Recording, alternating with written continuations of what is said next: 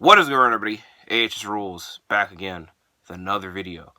We're here for ROH review episode number 65. As my eyeball hurts, the allergies are starting to. It has been allergy season for a hot minute, but it is really taking effect right now as I could barely have my eyes open. But I'm gonna try my best because we got an ROH review to get into. So this was a This is a good episode of ROH. I can't really complain that much about it, and a lot did take place. So let's get right into it. The first thing is we see J.D. Drake of the Workhorsemen talking about that he is all alone once again and that he's ready to go to work, and that is when he is joined by his tag partner. I was going to say former tag partner, but still tag partner, Anthony Henry, and he mentions that they are going to go work together and that they're back again once a group as the Workhorsemen in ROH.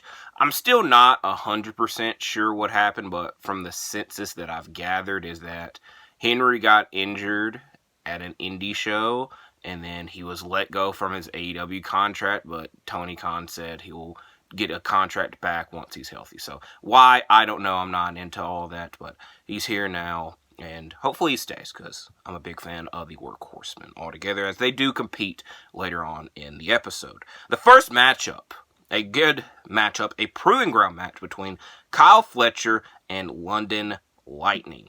Lightning lands a crossbody and a flying knee, and then he attempts a crossbody to the outside, but is caught by Fletcher, who hits a brainbuster. Once back in the ring, the two exchange chops until Fletcher lands a forearm, and Lightning does land a suplex and a diving elbow for a 2 count.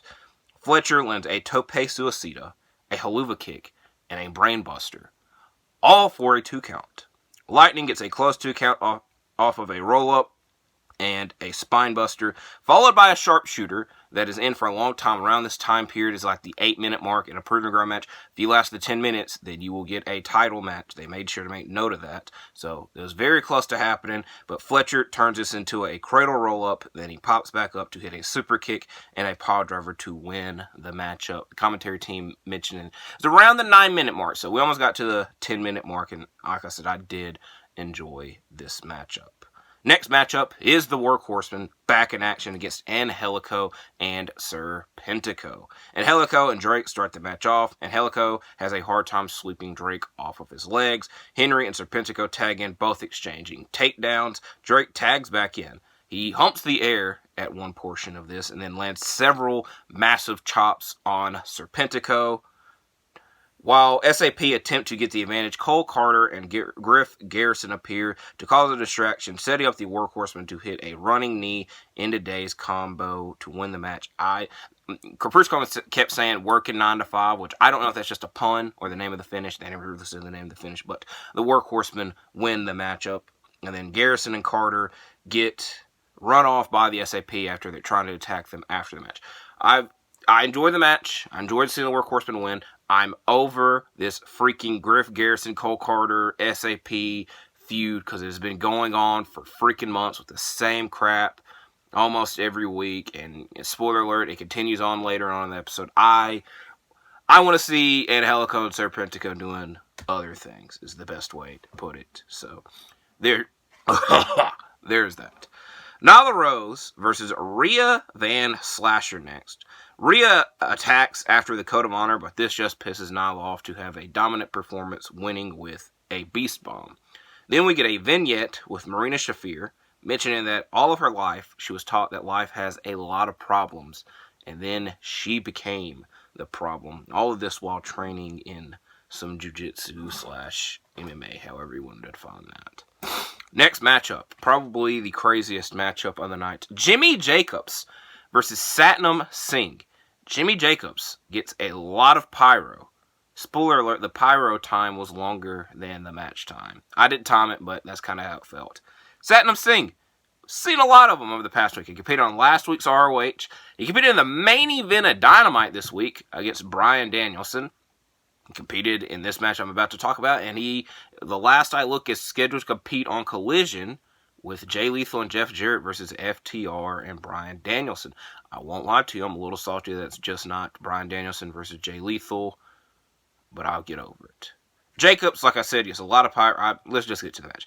Jacobs tries to use his speed to get Satnam off of his feet, but it does not work because Satnam catches him with a crossbody and then grabs him, palms him like Shaq doing to a basketball, Ian Riccaboni made note, and choke slams him, winning the matchup. We get an update on Blake Christian's Best of the Super Juniors performance, which I came so close to writing down G1 Climax. I wouldn't have been able to let myself go if I did that.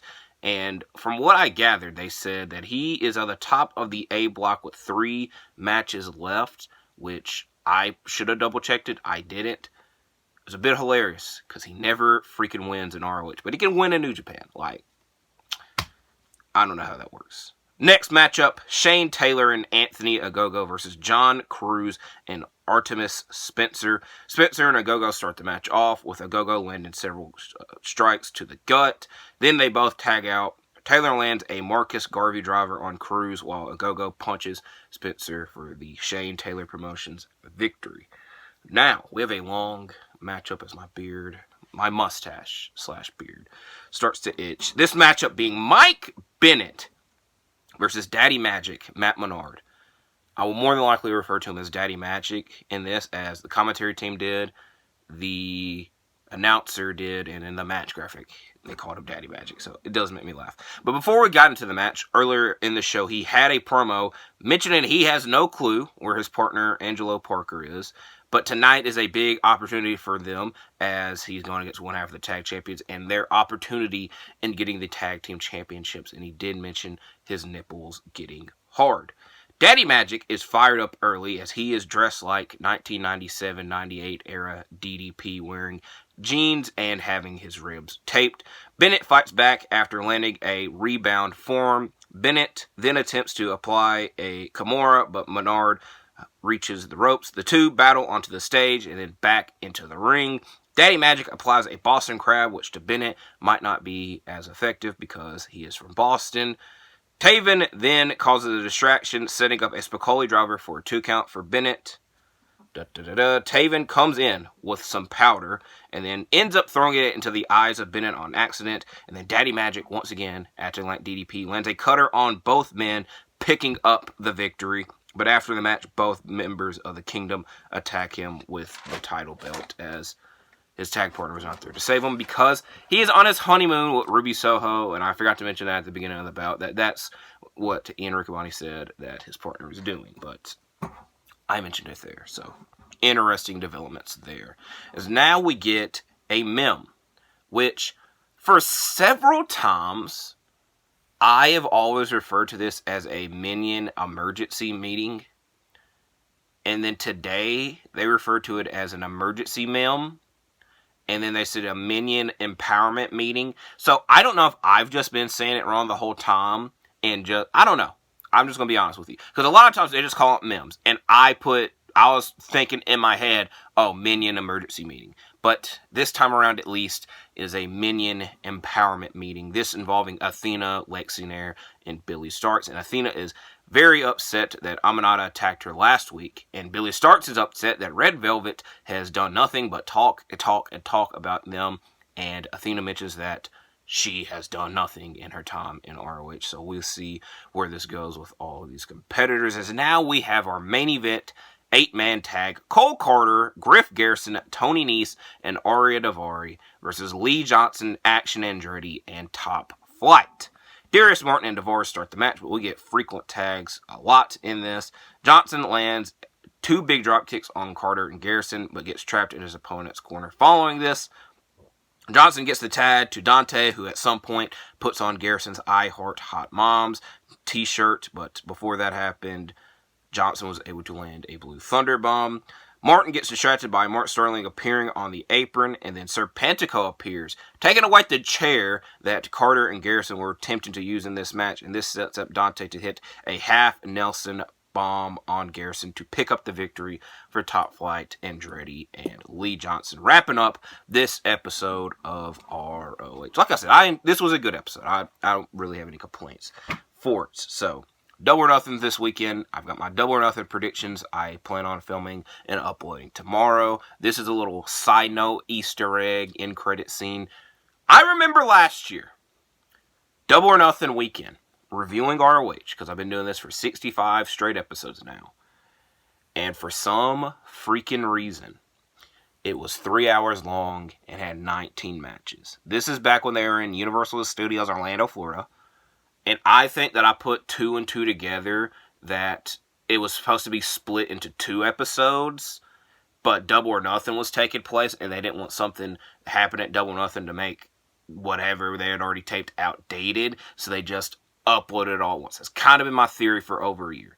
But now, this year, we had an hour and 9-minute episode, so there's that. I've just finished talking about it. Hopefully you enjoyed. Hopefully you enjoy Double or Nothing if you're going to watch. Hopefully you watch my Double or Nothing predictions video. Hopefully you enjoy your weekend. You stay safe.